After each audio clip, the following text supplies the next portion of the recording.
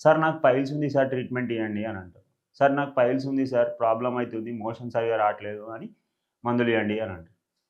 Sir అసలు ఈ piles ఉందని మీకు ఎట్లా తెలుసు అని అంటే, సార్ మోషన్ వస్తలేదు సార్ రక్తం పడుతుంది సార్ అందుకే పైల్స్ అని అంటారు. రక్తం పడ్డ ప్రతిసారి అది పైల్స్ కాదు. పైల్స్ అంటే ఏంటి అని అంటే మోషన్ పోతాం కదండీ! మన యానస్ అంటారు. సో, ఆ మలద్వారం లోపట రక్తనాళాలు ఉంటాయి.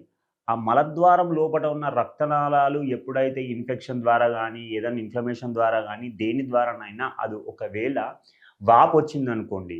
ఆ వాపొచ్చినప్పుడు ఆ రక్తనాళాల వాపుని అంటే మన కాళ్ళల్లో వస్తే వెరికోస్ వీన్స్ అంటాం. అదే మలద్వారం లోపటొస్తే మాత్రం దాన్ని హిమోరాయిడ్స్ అని అంటాం.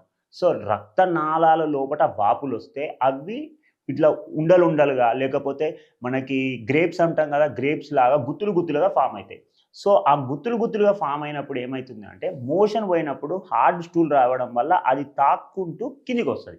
సో, మోషన్ అంతా పోయినంక రక్తం పడ్డదనుకోండి, ఏం పెయిన్ ఉండదండి జనరల్‌గా పైల్స్‌లో.